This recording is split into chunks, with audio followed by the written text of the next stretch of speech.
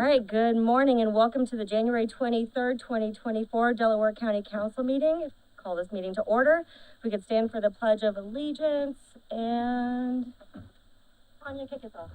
I pledge allegiance to the flag of the United States of America and to the republic for which it stands, one nation, under God, indivisible, with liberty and justice for all.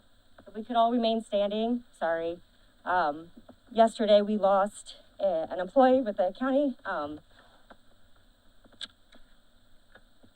Becky Flowers, and the auditor's office. So if we could all just take a moment of silence and remember her today.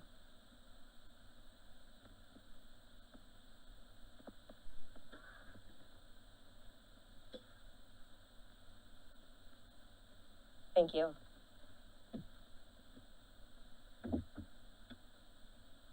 Roll call, please. Mr. Flanagan. Present. Mr. Hughes. Here. Mr. Cantz. Yes. Mr. Mokel. Here. Mr. Webb. Yes. Mr. Whitehead. Present. Mr. Piper. Here. All right, so as a reminder, questions from the public may be directed to County Council, dist@co.delaware.in.us. Again, that's County Council, dist@co.delaware.in.us. Denise, was the agenda posted? Yeah. At this time, I'll entertain an approval of the agenda. So moved. Second. Motion by Dan, second by Eugene. Roll call, please. Mr. Flanagan. Yes. Mr. Hughes. Yes. Mr. Cantz. Yes. Mr. Mokel. Yes. Mr. Webb. Yes. Mr. Whitehead. Yes. Mr. Piper. Yes. All right, and then I will entertain an approval of the December 12th County Council meeting minutes. So moved. Second. Motion by Dan, second by Eugene. Roll call, please. Mr. Flanagan. Yes. Mr. Hughes. Yes. Mr. Cantz. Yes. Mr. Mokel. Yes. Mr. Webb. Yes. Mr. Whitehead. Yes. Mr. Piper. Yes. And an approval of the January 3rd special meeting minutes. So moved. Second. Motion by Dan, second by Eugene. Roll call, please. Mr. Flanagan. Yes. Mr. Hughes. Yes. Mr. Cantz. Yes. Mr. Mokel. Yes. Mr. Webb. Abstain. Mr. Whitehead. Yes. Mr. Piper. Yes. All right, moving on to our transfers. And before we get started, Finance Committee met last week and gave all of our transfers and appropriations a favorable recommendation this time around. Okay, we're starting off in County General, under Circuit Court, 138. We have E-147, Probation Support Staff, negative 31,743. F-147, Probation Support Staff, positive 31,743 for a total transfer of 0. Motion to approve. Second. Motion by Ryan, second by Eugene. Nope. I'm Dan. sorry, Dan. Thank you. This is just backfilling, correct? Yes. Do we have any additional questions? Roll call, please. Mr. Flanagan. Yes. Mr. Hughes. Yes. Mr. Cantz. Yes. Mr. Mokel. Yes. Mr. Webb. Yes. Mr. Whitehead. Yes. Mr. Piper. Yes. Thank you. Thank you. All right, moving Okay. on. Next, we have Communications, 124. We have D-124, Communication Tech, negative 41,798.10. E-124, Communication Tech, positive 41,798.10 for a total transfer of 0. Motion to approve. Second. Motion by Ryan, second by Dan. This is more backfilling, correct? Any additional questions? Hearing none, roll call, please. Mr. Flanagan. Yes. Mr. Hughes. Yes. Mr. Cantz. Yes. Mr. Mokel. Yes. Mr. Webb. Yes. Mr. Whitehead. Yes. Mr. Piper. Yes. Thank you. Okay, Jail, 145. We have E-123, Correctional Officer, negative 38,372.92. F-123, Correctional Officer, positive 38,372.92. C-144, Correctional Officer, negative $35,089.14. D-144, Corporal, positive $35,089.14. D-151, Corporal, negative 37,801.55. E-151, Corporal, positive 37,801.55. Total transfer is 0. Motion to approve. Second. Motion by Ryan, second by Dan. This is basically backfilling and kind of rearranging, correct? D44 is supposed to be corporal and not correction officer? Correct. This is the one that the sheriff had talked to you about at budget times, Remember so that. that he could balance out and have supervisors on all the shifts. Okay, thank you. The person going into the position has less time than the person who had it, so there's no shortage of funds or anything like that. Any additional questions? Hearing none, roll call, please. Mr. Flanagan. Yes. Mr. Hughes. Yes. Mr. Cantz. Yes. Mr. Mokel. Yes. Mr. Webb. Yes. Mr. Wyatt. Yes. Ms. Piper. Yes. Okay, thank you. President Piper, I have a question. Yes, sir. Yes. These are all backfills for all employees. Pretty much all of our transfers are the exact same thing. We'll vote on all of them. I think, let me look at notes real quick. And then my follow-up question, that way I look for that is, what can we do to change that? We're working on it. Finance committee's been in some conversations with some of the department heads. Okay, good. We're good. working So on it's that. something you guys are looking into already. Wonderful. Yeah. Thank you.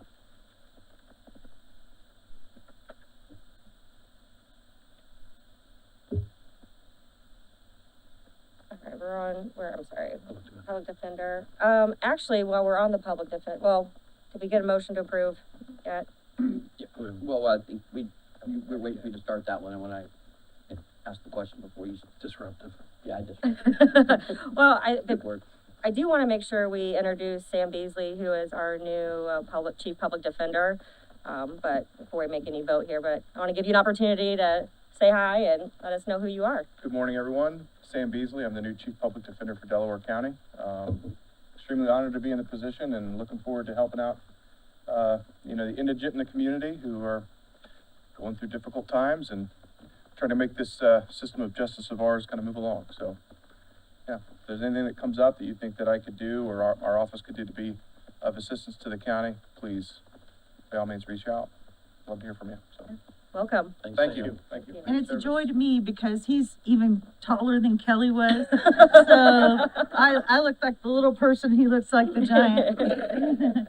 But he's a welcome addition. As Kelly retired, Sam stepped up and wanted to take the position, and he's done a fantastic job for several years as a public defender in our court.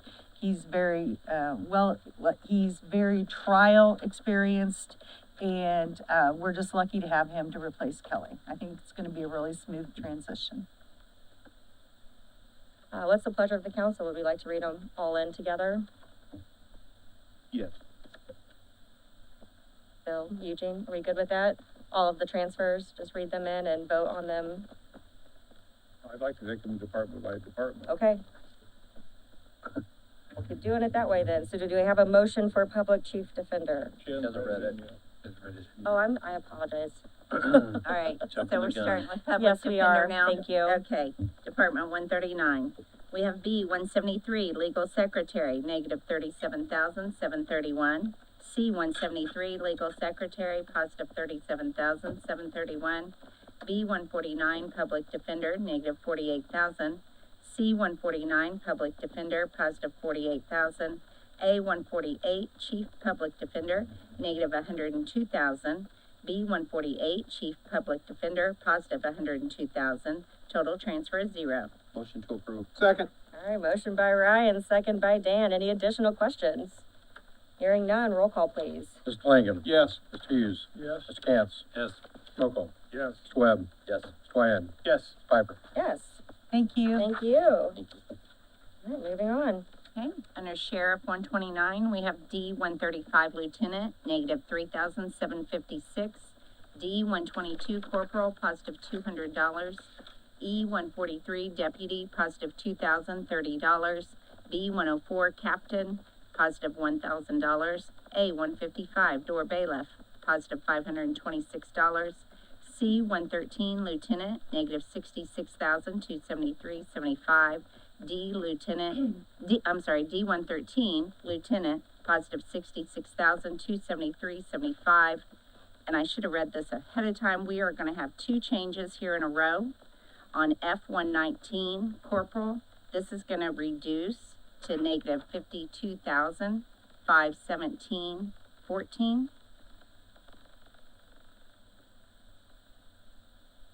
And then your G 119 corporal is gonna be the same amount in a positive 52,517.14.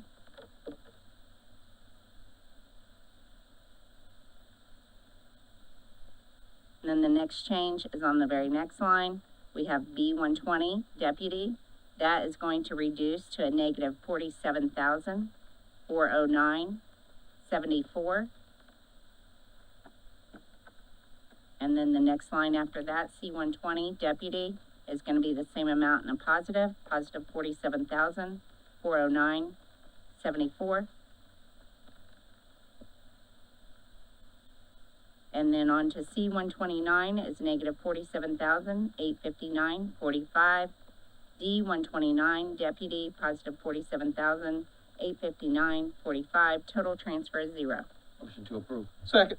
Motion by Ryan, second by Dan. Any additional questions? I do have a quick one. Okay. Stancy, can you tell me, these odd ones here, the ones that don't cancel each other out, the captain, deputy, corporal, lieutenant? What those are about? When we went in to make some promotions, those all were done after your budget was done. So I had to add money into lines people took spots who had more time than the person who had left them. So I went from within my own budget and made those adjustments. Other than ask you for more money. Can't argue with that. No. All right, any additional questions? Hearing none, roll call, please. Mr. Flanagan. Yes. Mr. Hughes. Yes. Mr. Cantz. Yes. Mr. Mokel. Yes. Mr. Webb. Yes. Mr. Wyatt. Yes. Mr. Piper. Yes, Thank you. thank you. Okay, Title 40 Court 123, we have A 105 Assistant Court Reporter, negative $32,102. B 105 Assistant Court Reporter, positive $32,102. Total transfer is 0. Motion to approve. Second. Motion by Ryan, second by Dan. Any questions on this backfilling? Hearing none, roll call, please. Mr. Flanagan. Yes. Mr. Hughes. Yes. Mr. Cantz. Yes. Mr. Mokel. Yes. Mr. Webb. Yes. Mr. Wyatt. Yes. Mr. Piper. Yes, Thank you. thank you. All right, Okay, we have the Lit Jail, 1171.45. D 106 Correctional Officer, negative 39,416. E 106 Correctional Officer, positive 39,416. Total transfer is 0. Motion to approve. Second. motion by Ryan, second by Dan. Any questions on this backfilling? Hearing none, roll call, please. Mr. Flanagan. Yes. Mr. Hughes. Yes. Mr. Cantz. Yes. Mr. Mokel. Yes. Mr. Webb. Yes. Mr. Wyatt. Yes. Mr. Piper. Yes, thank you. Thank you. Okay, Motor Vehicle Highway, 1176. C 132 Truck Driver, positive 1,581.44. A 116 Equipment Operator, negative 1,581.44. Total transfer is 0. Motion to approve. Second. Motion by Ryan, second by Dan. Carrie, do you want to explain this one? So back in November, we had a operator that went to a truck driver and a truck driver that went to the operator. So the operator had, been employed with us for a while, has longevity that needed to be added to the truck driver line. Your guys' 24 budget had already been approved. So that's all this is. Any questions? Hearing none, roll call, please. Mr. Flanagan. Yes. Mr. Hughes. Yes. Mr. Cantz. Yes. Mr. Mokel. Yes. Mr. Webb. Yes. Mr. Wyatt. Yes. Mr. Piper. Yes, Thank you. thank you.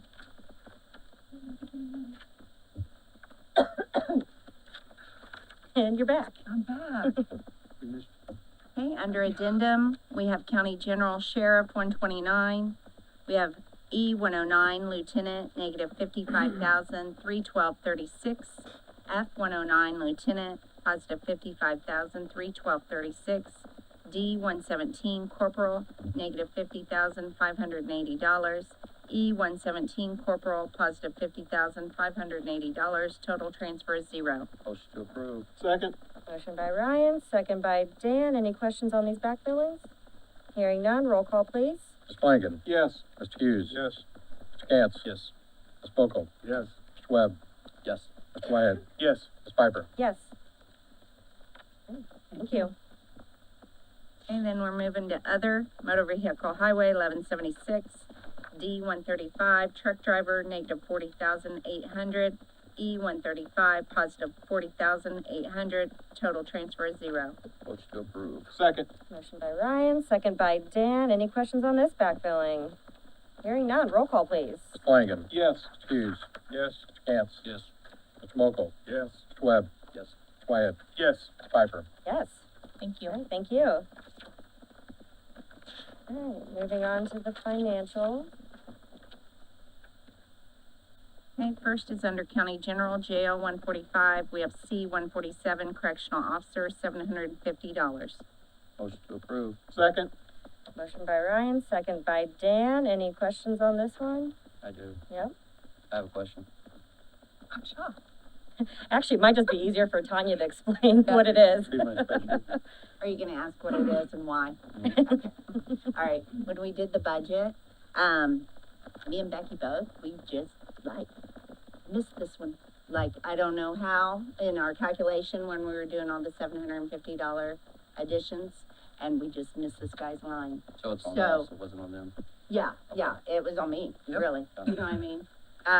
So you approved it in the budget, however, that amount was not included in my total that you signed off on. Okay. So we need to get that back in there. I was just gonna ask why you didn't do the same thing you did earlier, was finding the messed money, up, but I just Yeah. took away my opportunity. So. I think I told her to do it this way, I That's checked fine. with Yeah, her. I started to ask her in finance, like, can we find this in your budget? And then I was like, oh, it's just a mistake, so it's Good fine. explanation. Any additional questions? Roll call, please. Mr. Flanagan. Yes. Mr. Hughes. Yes. Mr. Cantz. Yes. Mr. Mokel. Yes. Mr. Webb. Yes.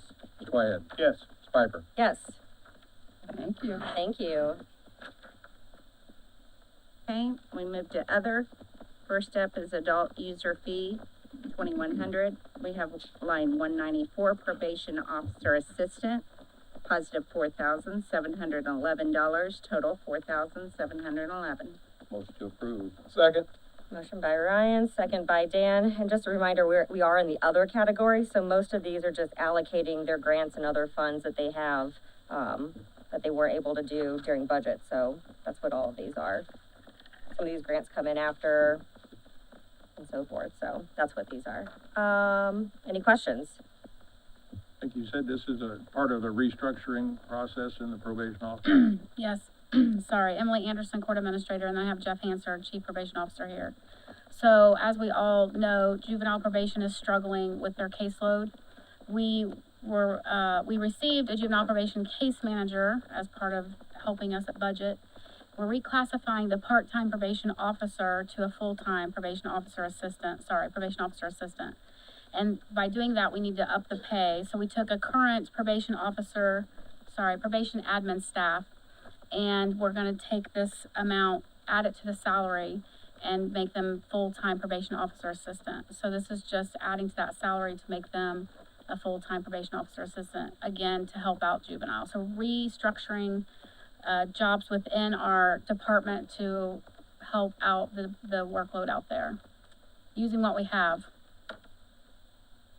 Any additional questions? You're able to do that out of user fees. right? Correct. So this is not a stipend. It is actually adding to their salary, and this will be their full salary every year. But we're gonna pay this portion of the salary, just like we do for some of the probation officers. Most of their salary comes out of county general, and then a portion comes out of probation user fees. So we're absorbing that amount out of user fees.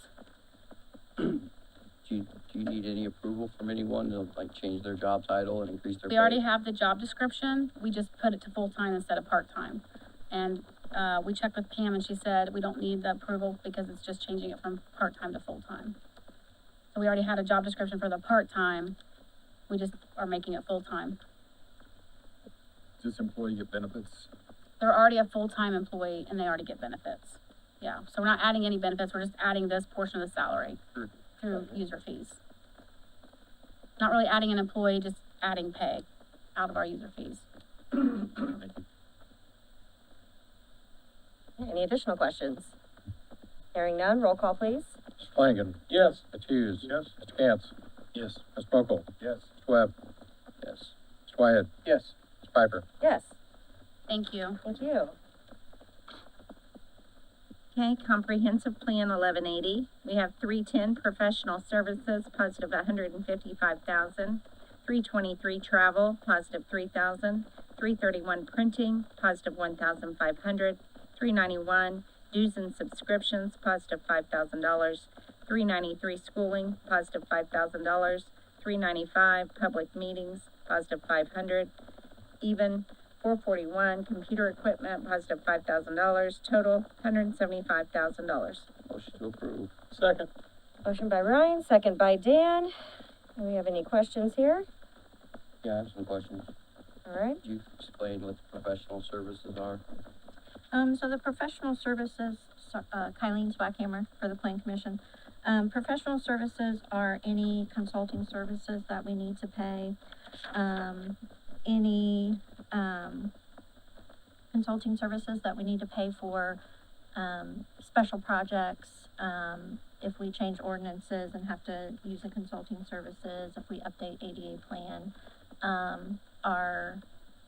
Last year we used it for Transmap, which is our road inventory, infrastructure design manuals, things like that. So do you have a specific plan for this 155,000? Like, do you have an invoice? Do you have something that says it's gonna be 155,000? We will be, so we have, coming up, we have a final Transmap bill that is due, that we will be paying out of this. These are the ones that once we do pay them, they get 80% reimbursed as well. So it's kind of that running total of, we need to pay it out, but then we get it back in return. This is just making the allocation. It doesn't mean they plan to use all this money from their fund. Yeah. For that thing. And if I may, it's the same amount that they did last year at this time, just at the beginning of the year. They're just getting this fund ready for the year, you could say, in order to spend from it. Well, and I understand that, and I understand, but your particular fund, yours is out of county general. I guess what I was getting at is, what I'm trying to get away from, at least for me personally, is people come in and sit at the podium and ask for a blanket amount, 50,000 for contractual service or whatever. They don't bring any invoices, they don't bring anything saying this is what that 50,000 is going to. We vote for it, they walk out the door, and then we never follow up, and we don't know if they spent that money or if they didn't.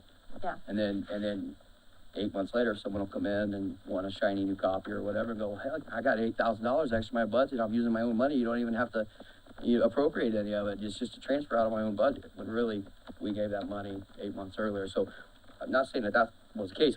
I'm asking these questions when it comes to these blanket requests like this, because I'm wanting you to see more invoices when someone comes in requesting the money like that. So I understand your case is a little bit different, a little bit unique. I appreciate you taking a moment to explain it to us. Yeah, and I'm learning more about the budget and, things that are coming up and that type of thing and what we spend out of each, plan each year, so. And sometimes things are annual, sometimes they're every 3 years. Sure. Thank you. Any additional questions? Hearing none, roll call, please. Mr. Blanken? Yes. Mr. Hughes? Yes. Mr. Cantz? Yes. Mr. Mokel? Yes. Mr. Webb? Yes. Mr. Wyatt? Yes. Ms. Piper? Yes. Thank you. EMS capital improvements 4910.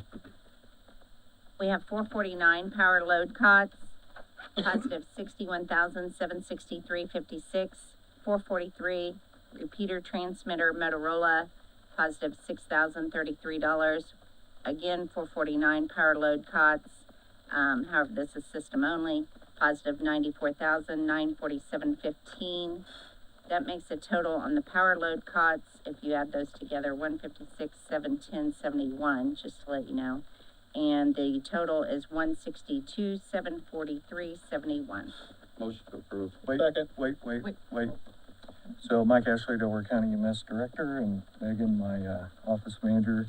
We need to take out the first 61,763 because it's duplicated into the 94,947. It's closer to 101,000. Yeah, 100,980.15.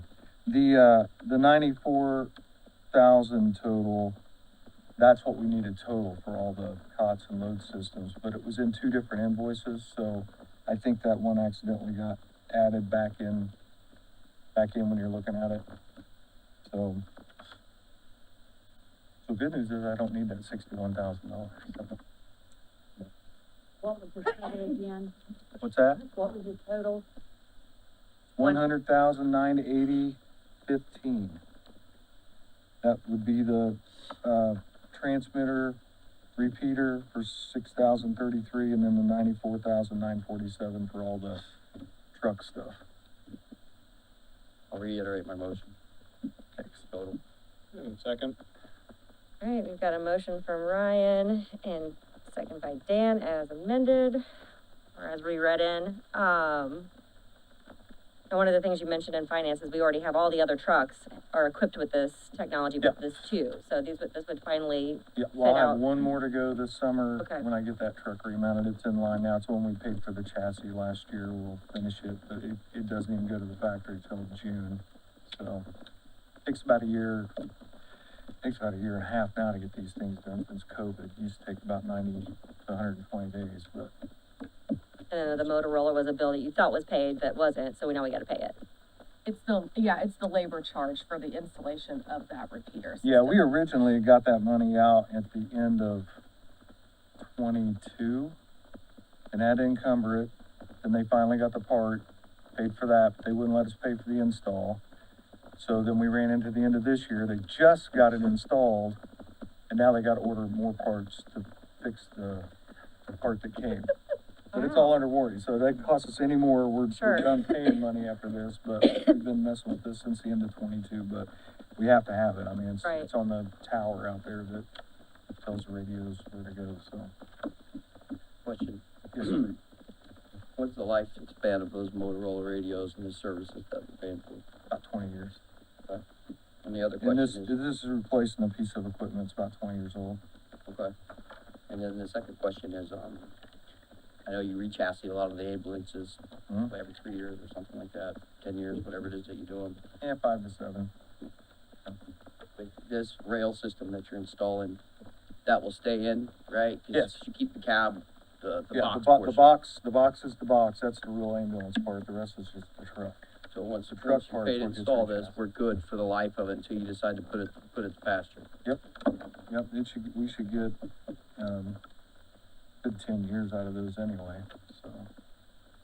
so, they're salty, I mean, they just are, but And just for the public, could you explain what the load cots do? so, The brief description? yeah, so the cot itself is power, so it goes down, goes up, and this rail system comes out, the cot actually locks into it, and then it grabs onto the cot, picks it up, and you just slide it in and out. It's not for comfort of the people. It really saves on the back injuries and stuff like that, which we see a lot of when you're trying to lift it. It'll lift up to 700 pounds, but the thing is, this load system, once it's locked into that cot and you push it in there, if that truck should roll over, which they do occasionally, luckily we haven't had one, but it keeps that nailed to that floor. So it's a Security. huge safety thing for the patient, for everybody in the truck.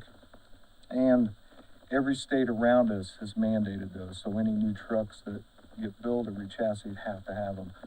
Why Indiana's not yet, I don't know, but I know it's coming. So my guess is a lot of fancy lobbying downtown that, is keeping it as long as they can because it's expensive. But we started putting these in trucks a few years ago, and due to the cost, we're just trying to get them a little bit at a time. And at the end of this summer, all of our trucks will have it, so. Yeah, thank you. Yep. All right, any additional questions? On the EMS capital improvements fund, there's an encumbrance that we're gonna approve today, $83,760. Is that a rebuild of a chassis? Is that what Yeah, that that's is? a truck that's in Van Wert, Ohio right now. Okay. It should have been done, but it got a recall on the transmission before we even seen it, so it's in the shop right now, so they should have it finished up hopefully end of the month. Okay, thank you. So, and that's another project that started at the end of 22. Actually, it started in 21. COVID really jacked things up trying to get this stuff done, so. Okay, any additional questions? Hearing none, roll call please. Mr. Flanagan. Yes. Mr. Hughes. Yes. Mr. Cantz. Yes. Mr. Mokel. Yes. Thank Mr. you. Webb. Yes. Syed. Yes. Ms. Piper. Yes. Thank you. Thank Thanks, you. Mike. Thank you. Family Recovery Court Grant, 8192. We have B101 Program Coordinator, positive $2,563, 171 FICA, $196, 172 perf, $287. Total is $3,046. Motion to approve. Second. Motion by Ryan, second by Dan. Emily, I'll let you explain this one. Sure. Emily Anderson, Court Administrator. Family Recovery Court, grant was approved during budget last year. We approximated what we were gonna get. We got more. So what we did is we had to go back in and reallocate monies in the budget.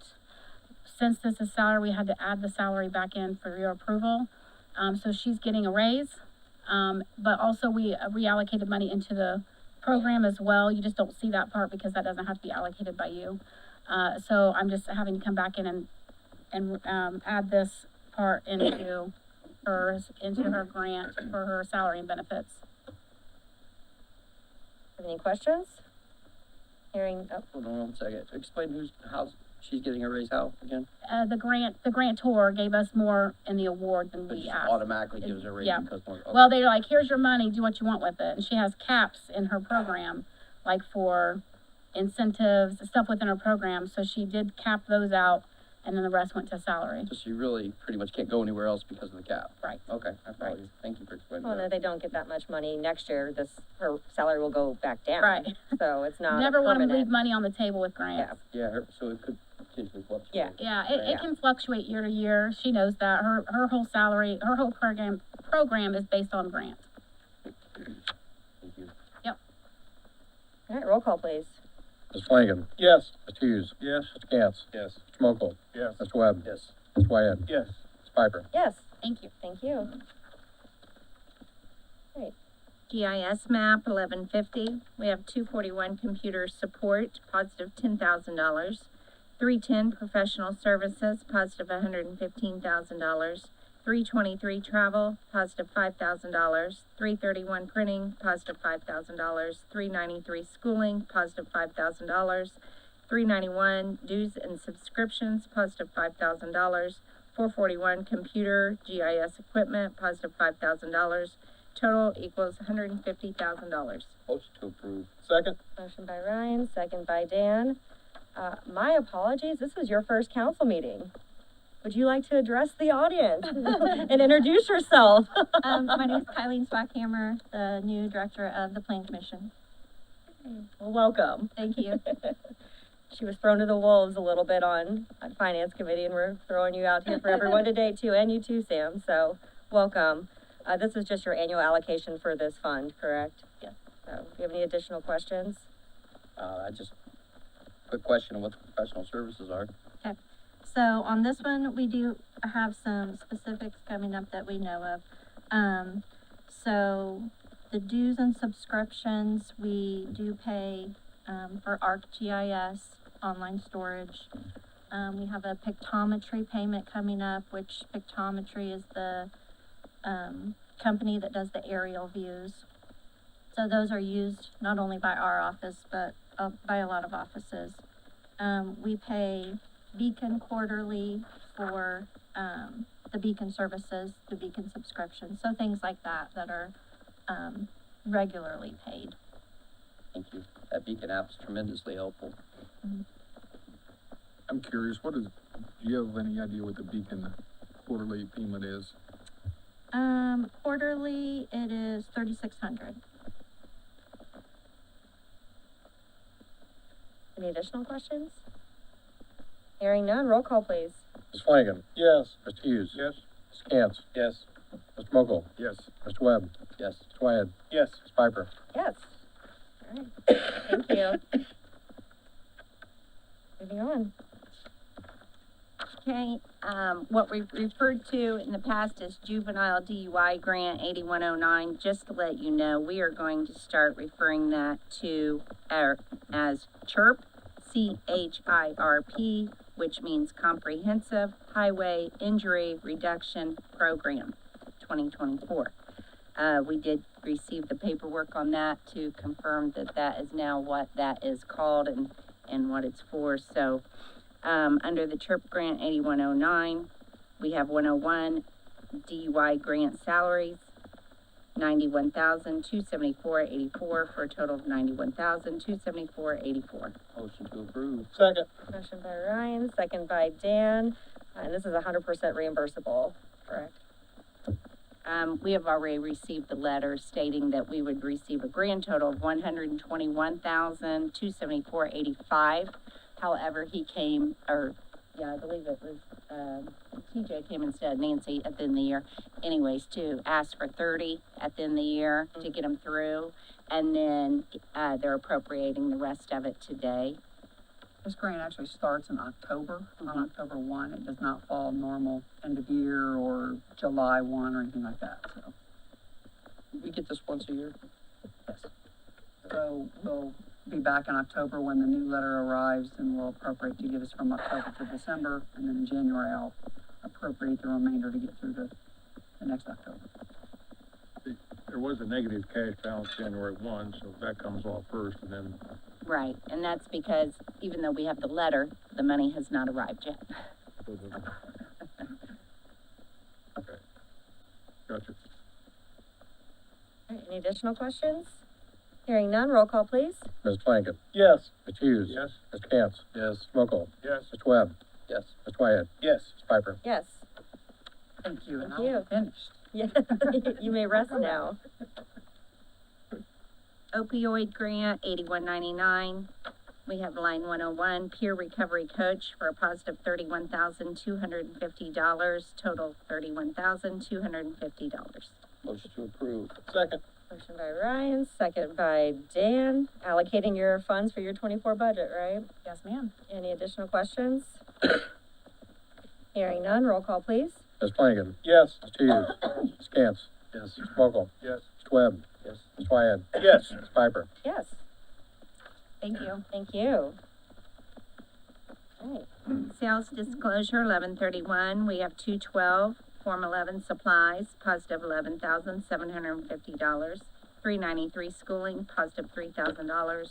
392 dues, positive $1,000. 316 property record PDF posting, positive $200. We have a total of $15,950. Motion to approve. Second. Motion by Ryan, second by Dan. Any questions? I have a quick question about Sure. the Form 11 supplies. Could you kind of explain what those are, sir? Yeah, James Carmichael County Assessor, I'll get this out in a minute. So we send out notice of assessments every year, and this is the envelopes, this is the paper, everything that goes along with that when we send all those out. So we'll send out approximately around 50,000 a year. So is that, is this for the year, you think? We have some other in our budget, so we just, based an estimate on what we did last year, maybe add a little bit to it, because we know costs are up. Okay. And we buy that in bulk through the printer, so we're trying to get it all, we get a pallet like purchase. I was actually surprised it was that cheap, instead of about. And then the postage is coming up too, so that's not gonna be any better. This is just the form. Until they get it all online, it's just the way it's gonna be. So you take a look at the, PDF posting down there, it's $200.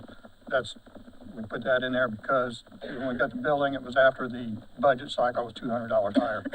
So we put all those records online as well, so, until they decide that we don't have to send out paper, these costs are just gonna be here.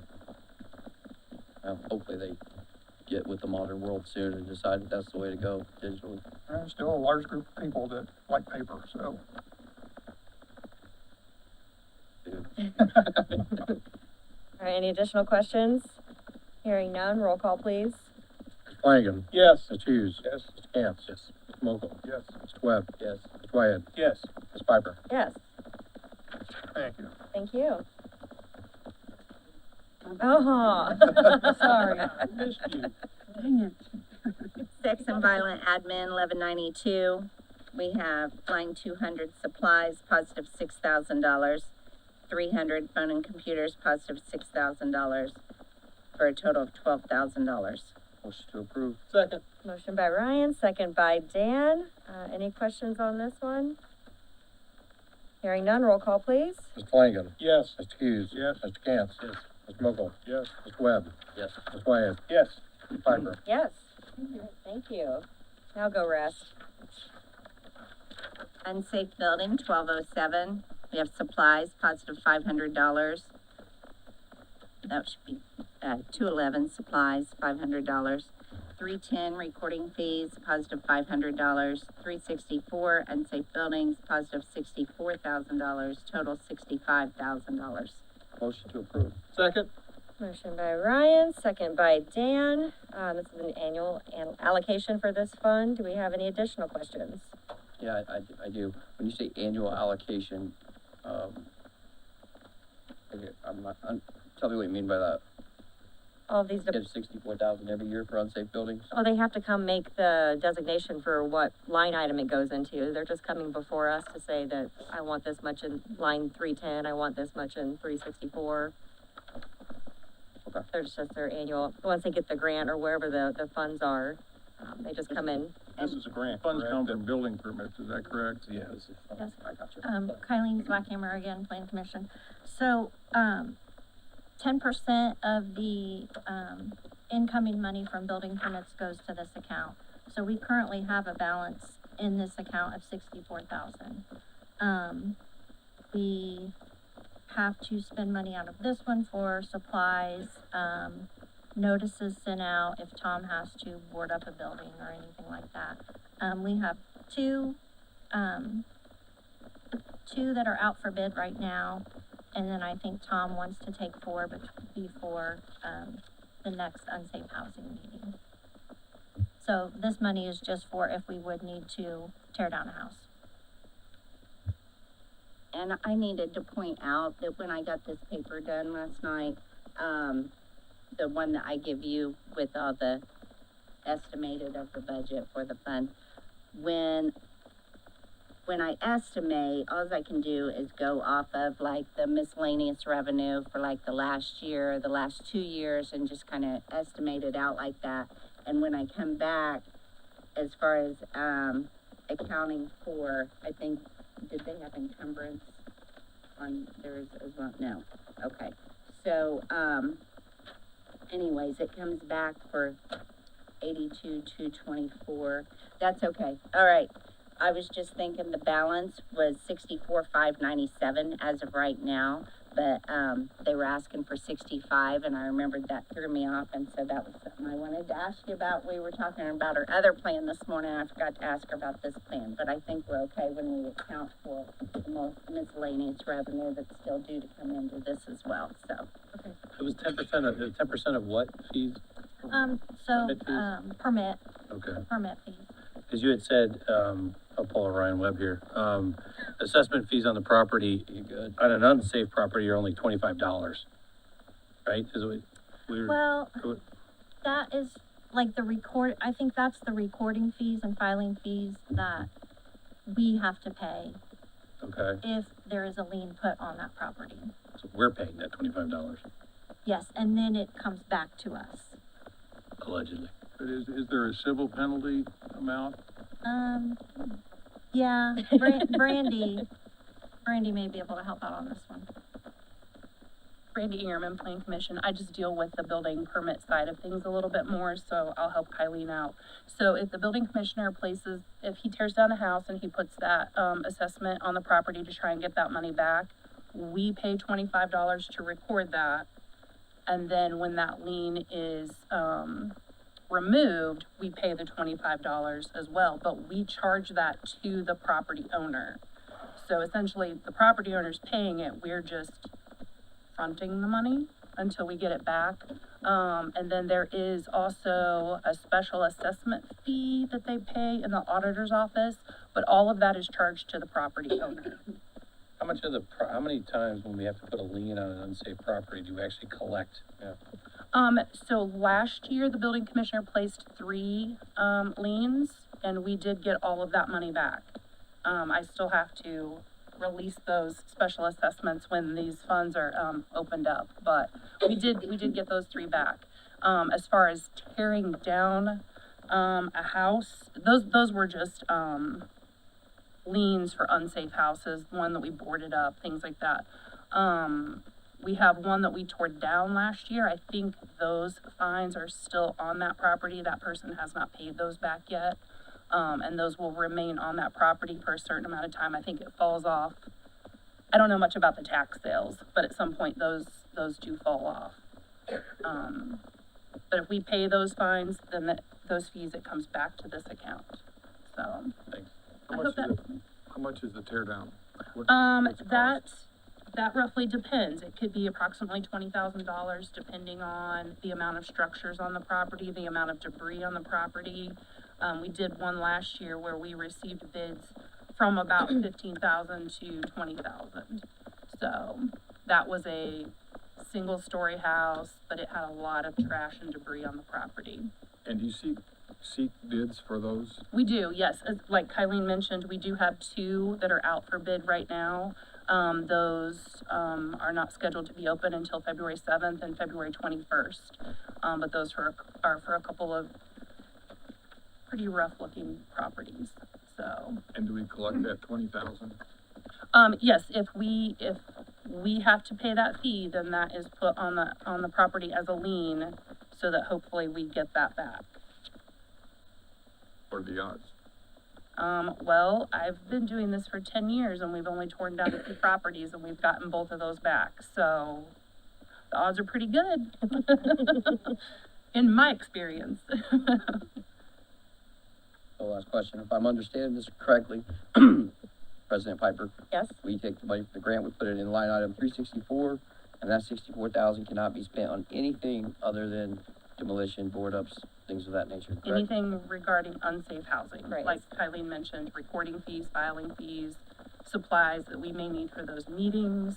If the building commissioner, he's needed a hard hat a couple of times to go to different places, so, he's got that, it's, you know, he can reuse it, but any of those things that he would use for unsafe housing only. So Ryan, kind of think of this as like during budget hearing process, like when we're going through each department and whatever line item we approve for, the monies for that line item can only be used for that line item. It's the same thing with all of these different grants and funds. Okay, thank you. Welcome. All right, roll call, please. Ms. Flanagan. Yes. Mr. Hughes. Yes. Mr. Cantz. Yes. Mr. Mokel. Yes. Mr. Webb. Yes. Mr. Wyatt. Yes. Ms. Piper. Yes. Would someone like to read the motion? Motion to approve financial transfers and to amend salary ordinance with like reductions. So, second?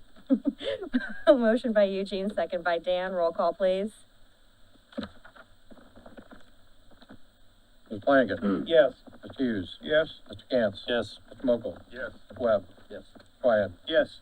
Ms. Piper. Yes.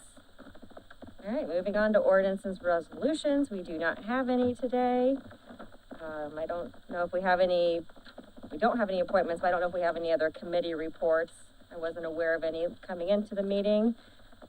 And moving on to old business, we do have a report from the tax abatement committee from their meeting, earlier this year. So Bill, would you like to present that? Yeah, thank you. The Tax Abatement Committee consists of myself, Josh Perkins, Joe Barr. We met on January 9th, and I furnished a complete written report to each member of the council and to the auditor. I'll just try to briefly summarize. We looked at a couple of general topics, the tax abatement process and the impact of tax abatements on the county general fund revenue and on county taxpayers. Matt Eckerly of Baker Tilly was very helpful in helping us through that process and pointing out that from the county's point of view, each year we have what's called a maximum levy. There is a ceiling on what we can collect from property taxes.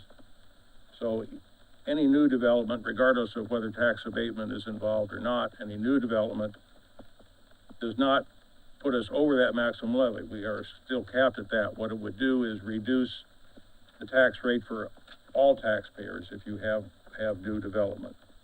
So the county does not directly benefit or is directly harmed by tax abatement. because of that, maximum levy.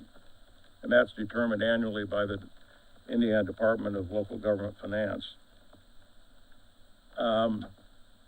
Second question we looked at was the background and history of the two solar energy projects, Meadow Forge, which is Washington Township, and Hawthorne, which is in Delaware Township. Those were first approved in 2021. I'm not going to go, we've had a kind of a discussion of the history of those. They were approved in the fall of 2021. A moratorium was imposed in early 2022, and that remained in place until the end of last year. In the meantime, there have been numerous amendments to the Delaware County Comprehensive Zoning Ordinance regarding solar energy projects, and that would impact on the design and construction of these projects.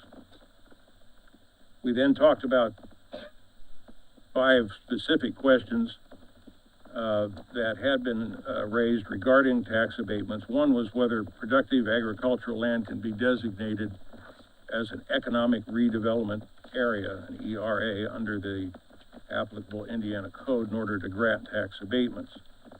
And we had pointed out that the question was specifically addressed in an email from Kerry Smith, in which he said to classify some of the best farmland in Delaware County as an ERA is absurd, and this alone should provide legitimate grounds for rescinding the tax abatement. The problem with that is that there are 2 specific Indiana Court of Appeals decisions that came down in September of 2023 that arose out of Pulaski County up north. And in those cases, the court specifically held that farmland to be developed as a solar energy project could fall within the definition of an economic revitalization area. So until those court cases are overruled by a higher court, or until the General Assembly changes the definitions in the tax abatement statute, that's the law in Indiana. That seems to be a subtle question. The second topic we addressed was whether all statutory procedures were followed in granting the tax abatement for Meadow Forge and Hawthorne. And as far as we have been advised, all of those procedures were followed, the statutory procedures. Discussion has been had whether the notice provisions really were adequate to inform the public, but as far as what the statute requires, all of that was properly done. Third topic was whether financial information that was presented to the county council at the time of the tax abatement resolutions were under consideration was misleading, and this referred directly to a slide presentation that actually was not presented to the county council at that time, but it was done in January of 2022. And in that slide presentation, there was an allocation of where tax money from these various projects would be allocated if once they paid their tax over the life of the project. And that could be misinterpreted to mean that this was new money that was going to come to Delaware County, to the township, to the school corporation, and so forth. However, there was a footnote on that very slide that points out that, and this was underlined and in bold print, estimated taxes paid by the company do not necessarily represent additional property tax revenues for funds subject to maximum levy limitations. And that's exactly the situation we're in. Since we're at the maximum levy, these are not going to be new funds. The increase in tax revenue is going to simply reduce the tax rate for all taxpayers. So our conclusion from the committee point of view was that this was probably misunderstood, but it was not intended to be misleading. The next question was whether amendments to the county comprehensive zoning ordinance subsequent to the approval of tax abatements, together with the passage of almost 2 years, constitute a material change of circumstances which would justify this council reconsidering the tax abatements. And that's sort of a central question. We do not have any updated information.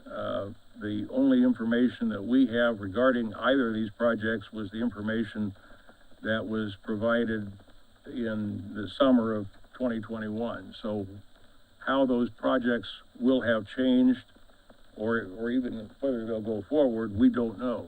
We have not received any information regarding revised cost or updated plans, so we really can't determine whether there has been a material change that would justify reconsidering the tax abatements. Final question was whether the county council has the authority to reconsider, repeal, or rescind the tax abatement resolutions.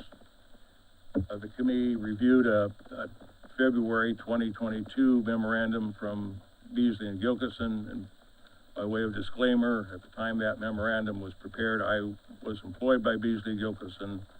I assisted in the research and writing of that memorandum. That memo concludes that the council has the authority to reconsider the adoption of the tax abatement resolutions based upon a material change in circumstances under the Indiana Home Rule law. Council for Meadow Forge supplied a letter which was part of our report in which they disagreed. And we've since received a letter from attorneys for Hawthorne that also disagrees with the conclusion that we had reached. But everybody agrees, all attorneys agree, that the matter's not been decided by any Indiana court. We don't know what the answer is. Our conclusion was based upon a general principle that if the council has adopted a resolution or an ordinance, that it can later repeal it. That's sort of standard law, but we don't know if it applies in this specific situation. And it would ultimately have to be a court decision. Council for at least one set of developers have been suggested or expressed their intent that they would probably file suit if the county were to proceed to rescind the tax abatements. That was the report of the committee. Since that time, 2 additional items that I would like to put before the council. We received a letter yesterday from Hawthorne Solar, and I circulated that to each member of the council yesterday. Again, they disagree with the idea of that the council can reconsider the tax abatements. The one thing I would object to in their letter is they refer to something as a tax abatement agreement with Delaware County. There's no tax abatement agreement. There are only the resolutions that were adopted by the council. The other item that was not considered by the tax abatement committee, but has a direct bearing on this whole discussion, is the economic development agreement that was signed by Delaware County and Meadow Forge Solar Energy prior to the time that the moratorium went into effect. Hawthorne did not get to this step. They did not sign a EDA, is my understanding. In looking at the economic development agreement, there is I'll call it curious provision. It's paragraph 11. And it says that as so long as the owner of this project is complying with the statement of benefits that they have to file with as part of the tax abatement process, and they file for their deduction from their assessed value under the tax abatement, if that is subsequently disallowed, rescinded, canceled, or modified by the council, then the owner can first terminate their obligations under this agreement, and that they would also receive they would be entitled to an equal credit against future taxes equal to the amount they would have received under the tax abatement. So if we were to repeal the tax abatement and in the case of Meadow Forge, I think the calculation was that they would receive a benefit of about $5 million toward their property taxes. According to this paragraph, they would then get a credit of $5 million against their future taxes. Which it's sort of a heads they win, tails we lose proposition from my point of view. And it raised three questions in my mind. First of all, it seemed to me that they're conceding that we have the authority to rescind their tax abatement. That it specifically says, if we do it, this is what happens. They didn't say, you can't do it. So that's kind of contrary to the position they've taken, or the council has taken. Secondly, if this were invoked, it would be a horrible resort for the county because of that maximum levy proposition again. They would have to pay their taxes. Everybody's tax rate would be reduced. We'd be at our maximum levy, but then they'd get this credit. So that would take the county, for instance, and other taxing units well below their maximum levy. So it would be a substantial cost to the county. The third thing that occurs to me here is that this agreement was signed by the company and the county commissioners. And I don't know, and I haven't done research, we would leave this up to the council's attorney and Mr. Brook, the county attorney, to look into. I don't know how the county commissioners have the authority to grant a tax credit. We're the fiscal body of the county, and that's why tax abatements come here instead of going to the commissioners, because it deals with the fiscal side of the county. So to me, that's a significant question. Do the commissioners have the authority to grant a tax credit, even a conditional tax credit, as described in this? So all of that is I would say a further complication to the whole discussion regarding tax abatements and the possibility of the council reconsidering those. It's been pointed out and merits serious consideration that this threat of litigation, like any litigation, could be expensive, could be time consuming, and ultimately, as I said there, we don't have much guidance from the courts as to how they would decide. We don't know what might happen. So we cannot guarantee success in court, and they can't either. You know, they would be facing the same challenges that we're facing.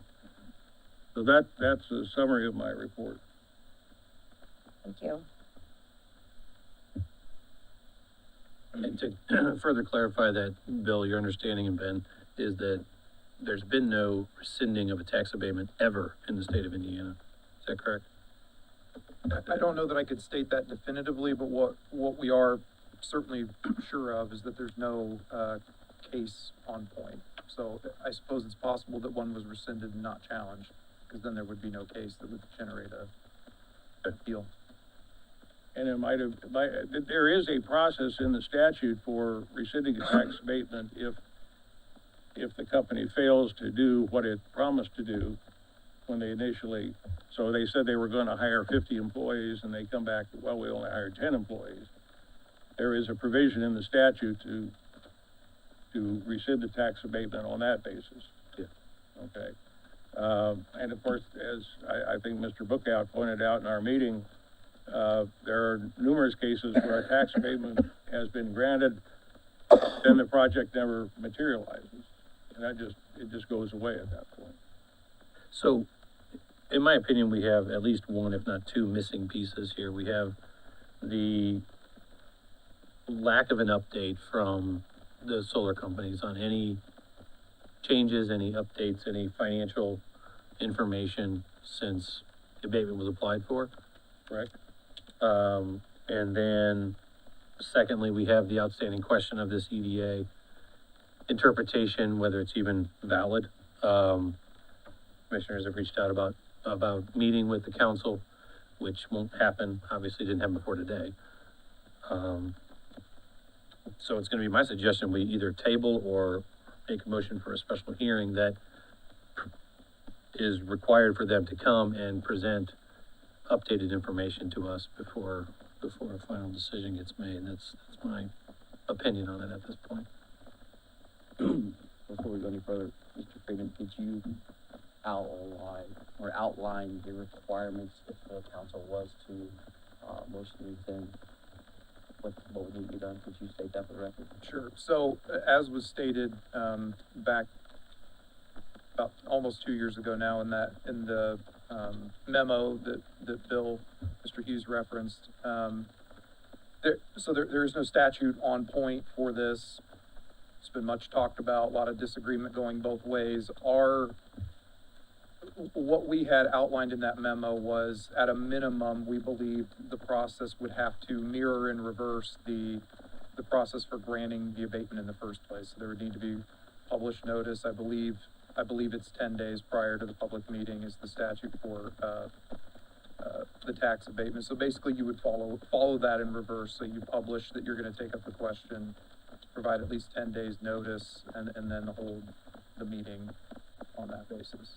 Okay, thank you for clarifying that.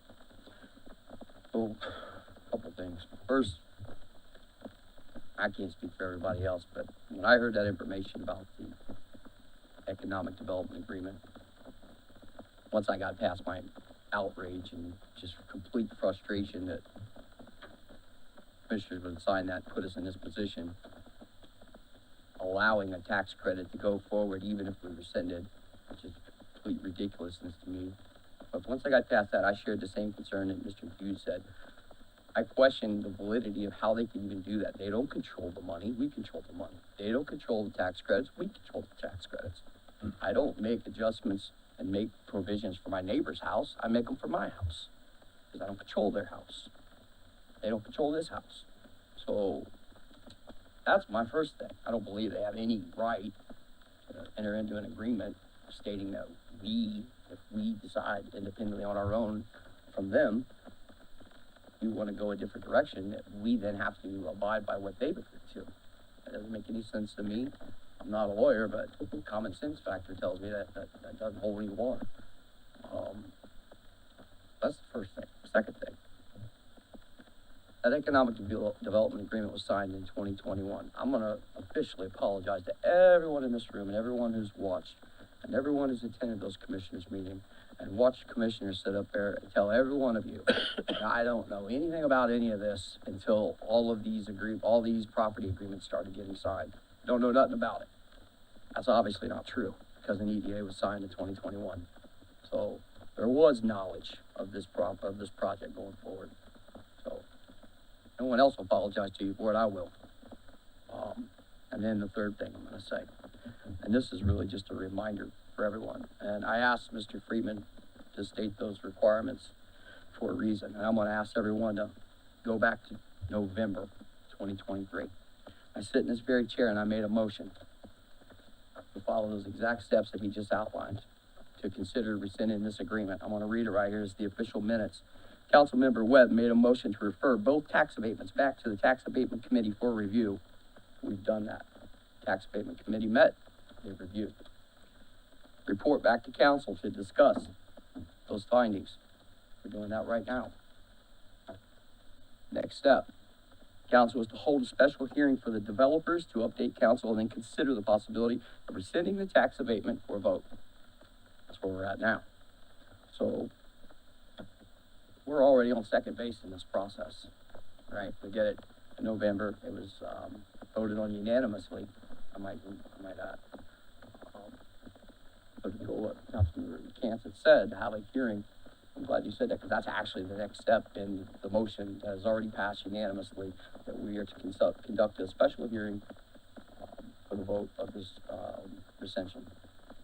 I just wanted to remind the council of that, remind everyone of that, that was voted on and passed unanimously in November. And there was multiple parts to it, and now we're at the third stage of it.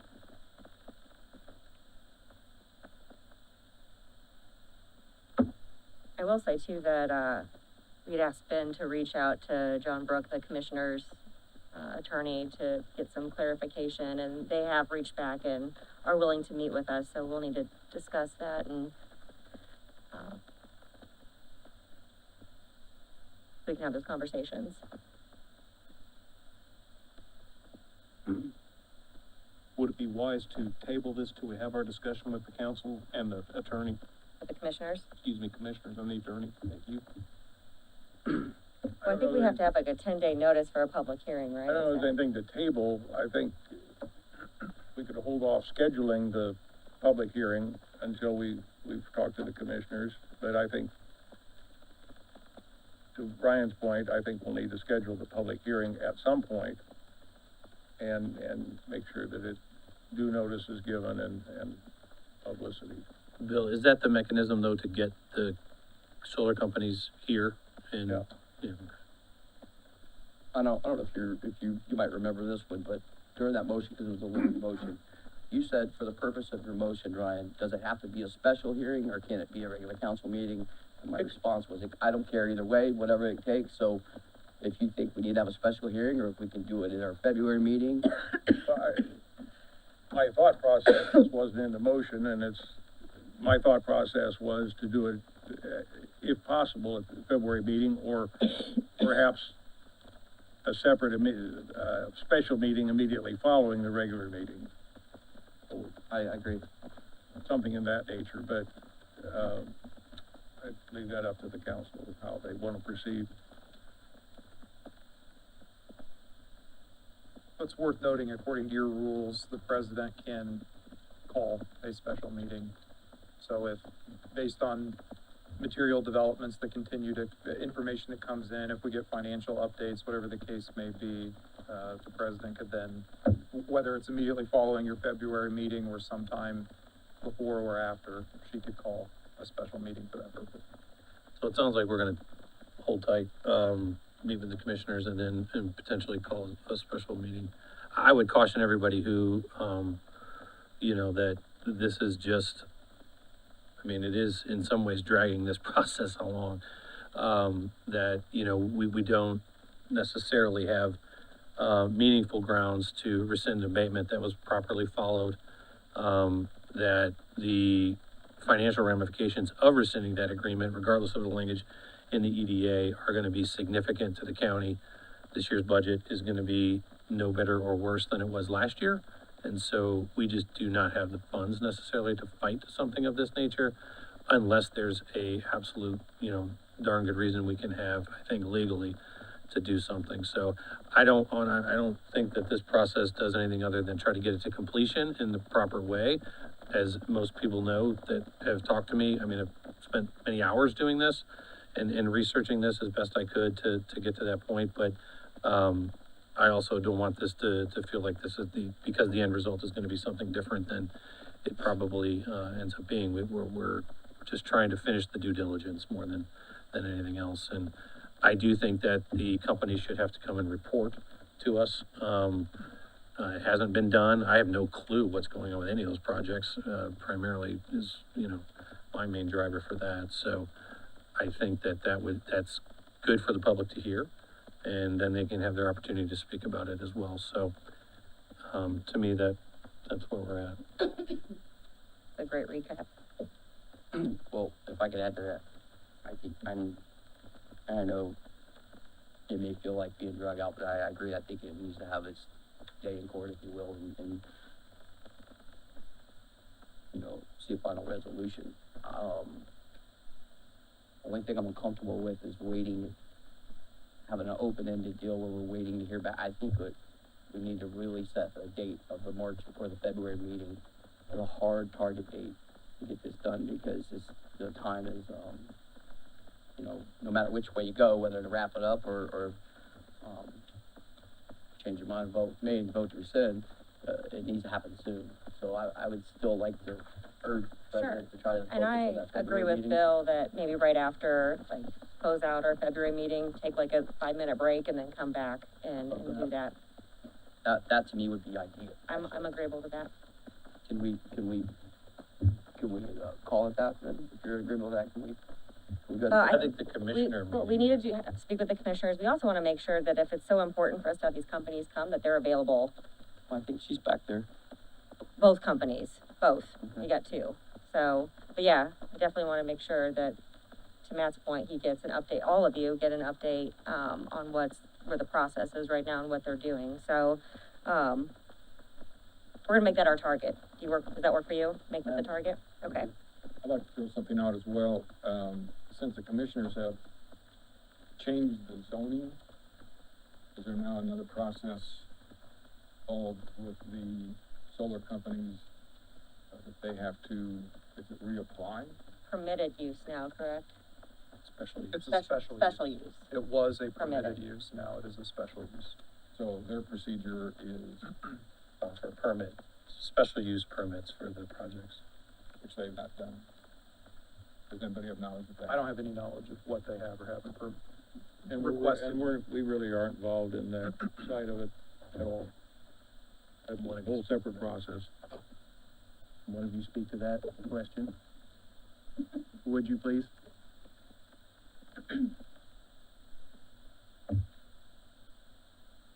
Brandy Ehrman, Plan Commission. At this time, our office has not, to my knowledge, received any, new plans for any of the solar projects that have been proposed. And then when we do, they would have to follow special use, like you mentioned, which is variance means notification to the surrounding property owners, everything that would be involved in that. So, but no plans have been reviewed by any of our planners. Thank you. Thank you, Brandy.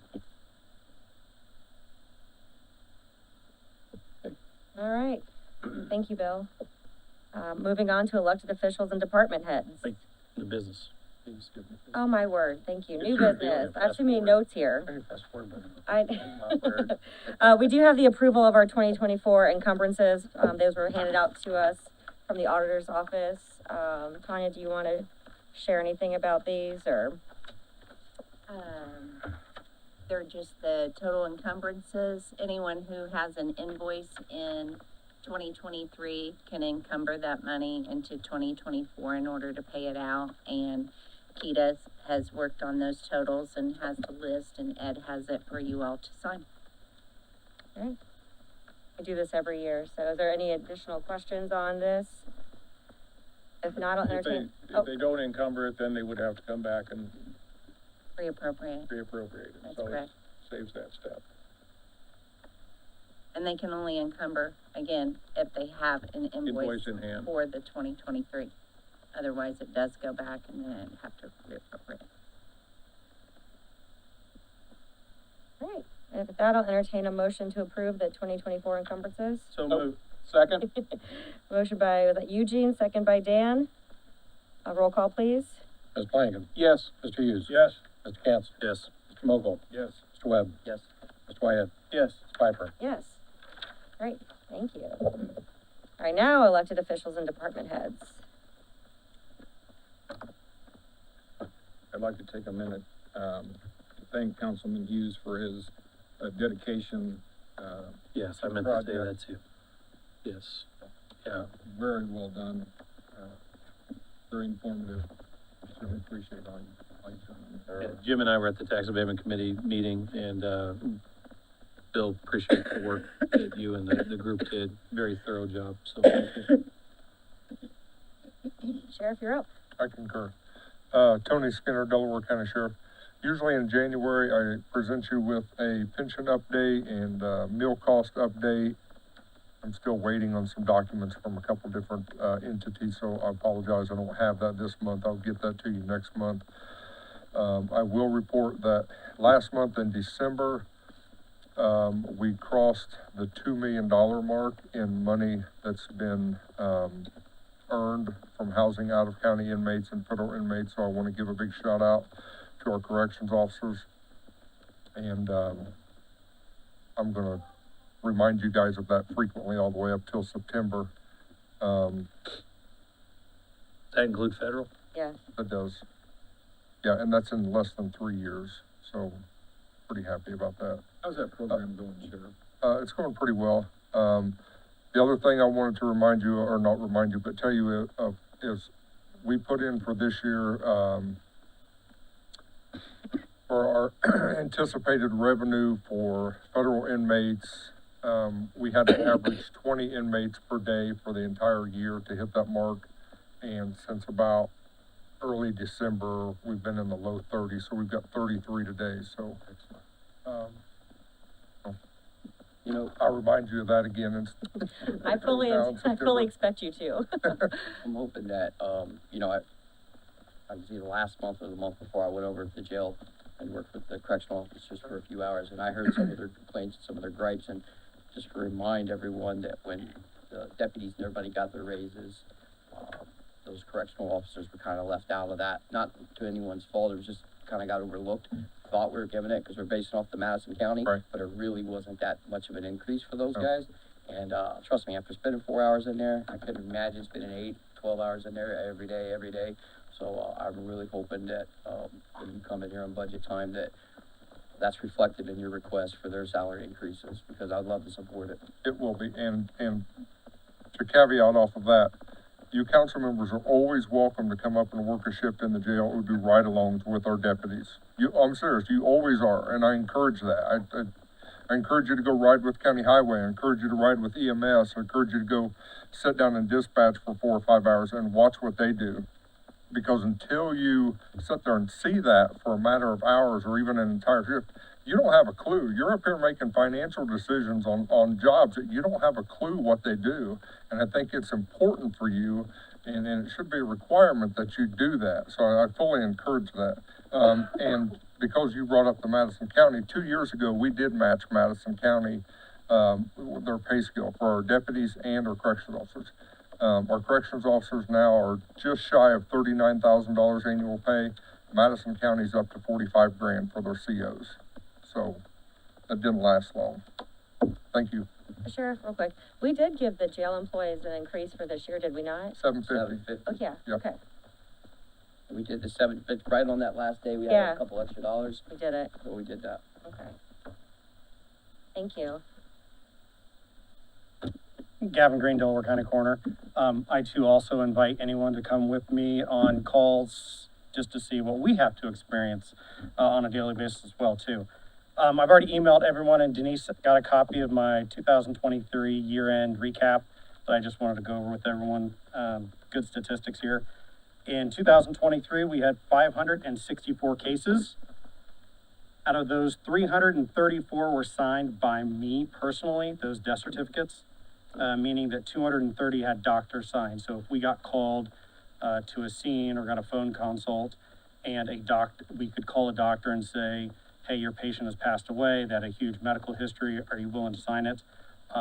They will go ahead and sign it. Just to let you know, for the males, it was not good. We had 207 males pass away that were underneath those certificates I signed, and 127 were female. Breakdown per month, I'm not going to go through all of them, but May was our busiest month with 66. And it looks like we had a total of, it shows right here, I broke it down per manner. So it'd be accident, homicide, natural, suicide, or could not be determined. Those are the 3 categories we can do. We had 152 accident. Accident includes overdoses. An overdose is considered an accident because no one really plans on overdosing and dying. And then we had 10 homicides and 33 suicides and 129 natural. How many overdoses were we, you know? That's not a category that we can actually populate.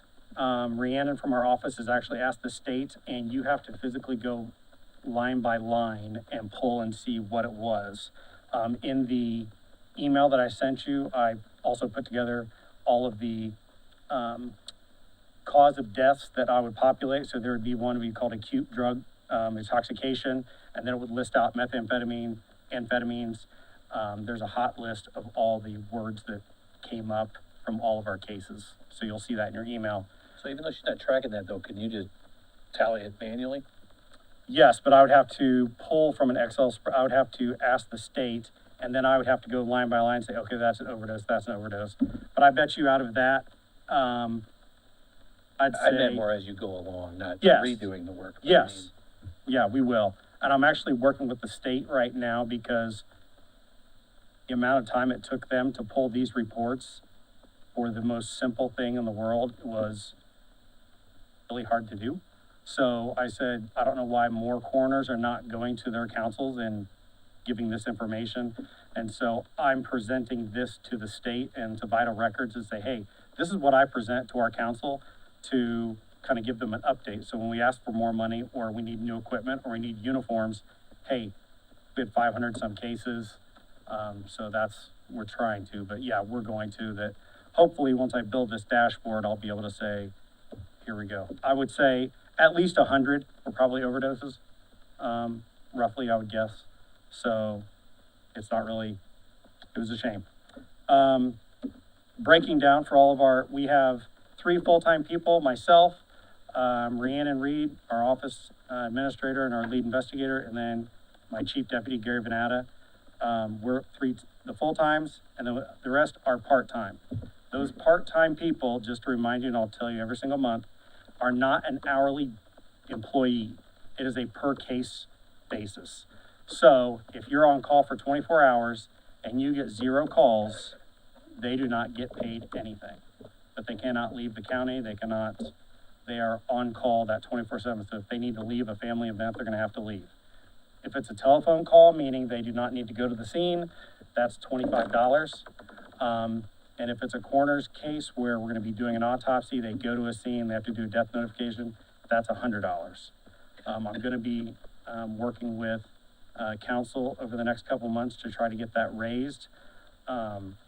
Because for $25 or $100 after taxes and leaving your family at 2 o'clock in the morning like I do, but if it was just per case, some people are saying, hey, is it worth it? Because each case is roughly about 4 hours from start to finish, from notification, being on scene. I know that they were on scene for 6 hours on a call for last Thursday night that I was at, so it's pretty time consuming. I have it broken down also in that report of the number of cases per each one of our deputies.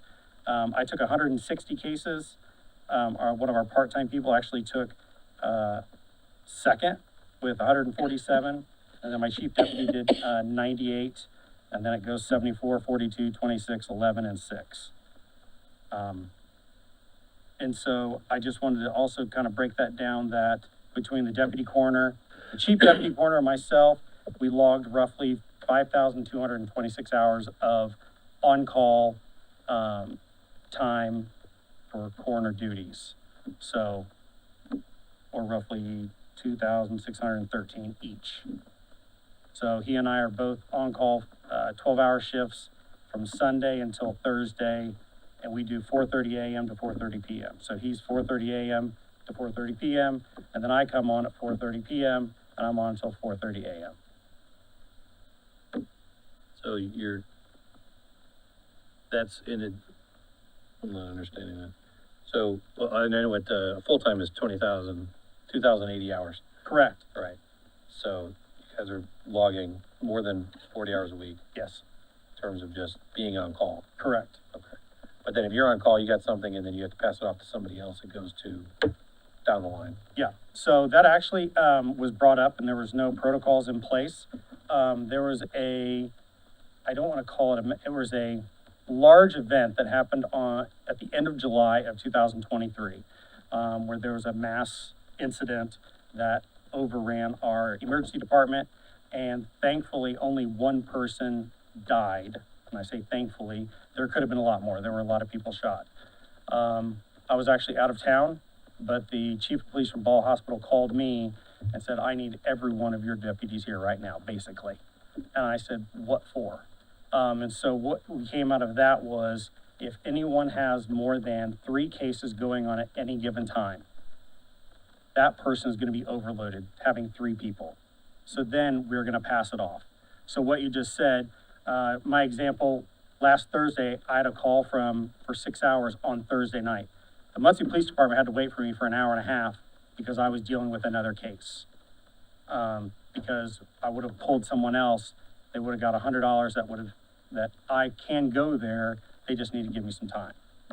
So we have done, but if we get 3, as it came out in the paper yesterday with our, we finally got all the results from there was a double homicide suicide. That was 3 people. I took it because I had all the information and I was right there, and it was one location. But if you have like 3 different areas from every single corner of the county, you're gonna start being spread thin. So then that's when we decided that once you have more than 3, then we're gonna call in the next person on the list, or just call and say, hey, who can take any calls? Are you taking into account the possibility of having another full-time deputy as opposed to all these part-time deputies? Not at this time. I've been working with our pathologist, actually had to go on medical leave for 8 weeks, and that increased our expenses by about 20,000 in the month of November and December, I would say. And why I bring this up is I was on the phone with the Madison County coroner every day, because that's where we had to transport our bodies from Delaware County over to St. Vincent or community to do the autopsies. Talking to him, he does not do a per case. It is just you're on call for 12 hours at a time and you get paid $12 an hour. So whether you have 3 cases or no cases, you're getting paid $12 an hour. That helps when it comes to budgeting purposes, and just say, hey, look, I've got somebody that I'm going to be paying all the time. It equates about out to the same. We've talked about having like a stipend that if you are on call, that you maybe just get $50 that if you just for your time, because you have to sit at home or you really can't do anything. You can't go to Indianapolis and go to the air park and jump around on the trampolines, just to kind of take your time up. But not right now, no. It's worked out tremendously. I mean, Rhiannon from the office, she had 11 cases last year, and I think the year before she had 3. So that's just, hey, we're busy, somebody's on a call. And so that's where that's why we increased her salary and changed her job description, that she's been helping out a lot too. Thank you. And I can't tell you that I just want to say thank you very much, Delaware County EMS, to Mike, and to that whole team helping us transport. I actually rode over one day with them on a Sunday morning, and I helped them. Greg Michaels was like, yeah, if you want to come over, ride with me. I was the one that lifted the cot and got to do it. And he said, yep, this is the last truck that's going to be retrofitted, and it would be really nice. Hopefully it reduces a ton of work comp injuries going forward on that too. So like one elected official got to ride with EMS. So yeah, I've been there, done that. So it's going to be awesome when that all happens. So again, thank you to him, and it was a blessing to be able to have them for those 7 weeks, even though Mike was saying very pleasant words underneath his breath about me, so. Who isn't? Well, Gavin, I always appreciate that you take the time to pull all the data. I know there's some of us up here on the bench who really enjoy looking at numbers and looking at data that way. But kudos to the word cloud. So, but he included a word cloud, so I forget who asked the question, but like some of the top words are methamphetamine, amphetamine, fentanyl. So obviously those are all those overdose cases, but that does hydrocodone. It does help get an idea of what type of cases you're dealing with. So I appreciate the update and the email. One of the things I do want to mention, one of the things that has increased our workload that we've been working with Ryan Johnston with the CMO with IU Baltimore Hospital and Dr. Matthew Kane. They have a company that now signs their death certificates, so we don't have to track down a doctor. The problem is, per state statute, that the coroner will investigate any falls that contribute factor to a death or anything that is not natural. So what has happened is a lot of cases are being viewed as natural in the hospital, and anywhere from 2 days, 3 days to 3 weeks later, they go to sign that death certificate, they review the medical record and say, oh, this should have been a coroner's case. What then happens is that probably turns into about 6 hours worth of work, because not only are we investigating why they died, but we have to go backwards to find out exactly from when they died and then try to piece everything together. And there's been many shifts that have happened since that person died, and it's a lot of work. So the workload is definitely, our caseload went down by about 120 autopsies that we had budgeted, but those cases that we do have increased hourly. So, all right. Thank you. Thank you. Any other elected officials or department heads? Emily, did anyone sign up for public comment? Do you mind looking? Oh, okay. No. Okay. Is there anyone who'd wish to speak? All right, any comments from the council? I do, if anyone. Yeah, go ahead. Just had a couple things I just wanted to kind of just say real quick. I didn't think it was, I touched a little bit on it on, I'm sorry, what'd you say your name was for the planning commission? Kayleen? Kylene. I touched a little bit on it when Miss Kylene was up there, but I didn't really feel it was appropriate to go all in on her since she was first meeting. But I just wanted to just kind of get off the year, just with all the department heads and know where I was at on this as far as those contractual services. For me personally, if you're a department head and you're coming in here asking for something, for me, I'm asking for you to bring an invoice, an estimate, something that shows me that if you need $50,000, why you need $50,000. Again, I'm just one vote, but for me, for that vote, I'm gonna need to see something for this year. And moving forward, it goes on beyond that, but I just wanted to touch base on that just a little bit, and just make sure everyone understood it, because I didn't want to catch anyone off guard when they come in here. And I didn't really want to specifically call out anybody or anything like that. So just a blanket statement. If you're a department head, you're coming in, you have a contractual service or something, please have an invoice ready if I ask to see it. That way it can help me with my decision making. The second thing, we already touched base on the solar and the commissioners and all that stuff. I just wanted to just kind of mention, just briefly, for the record, I know yesterday, our friends down at the State House in Indianapolis had voted on a bill for allow local governments to set rules, to kind of toss out our, to have some rules for unruly citizens in meetings and stuff like that. And I just want to go on a record as saying I don't believe that we need anything like that. I don't think that, obviously any municipality can set their own rules if this goes through the Senate. It did pass the House yesterday. But for us, sometimes people get up there, they get upset, they get frustrated.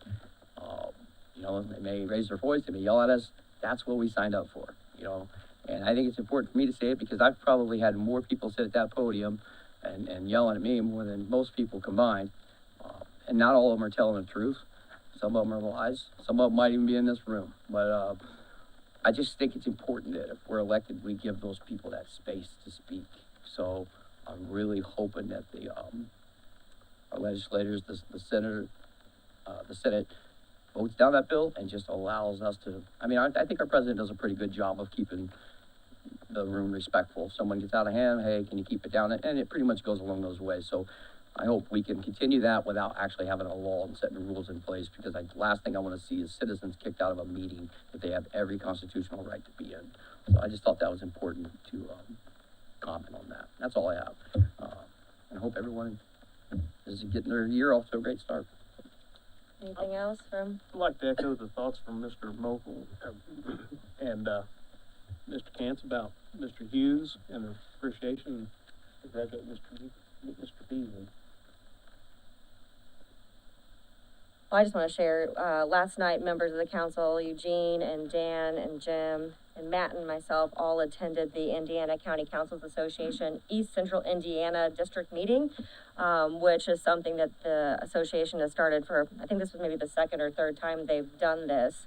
And it just gives us an opportunity to have a legislative update on what's going through the pipeline and how some of those bills can impact not only the council's ability to do certain things, also somehow some funding can be used, as well as just anything that could impact our budget. I know the term last night got used a few times, unfunded mandates, when the state just says that we're going to have to do some things, but they don't provide any funding for us. So it was a great opportunity for us all to kind of get a snapshot of what's going on, what some of the concerns are of the ICCA, and reminding us that we, to talk to our state reps and our senators if we have any questions or concerns about how these can impact the county. So I always appreciate when we're able to go, in Delaware County had the most council members in attendance. So we got kudos last night from the association. So that was kind of nice. And I'm, want to make sure I just thank everyone for all the council members,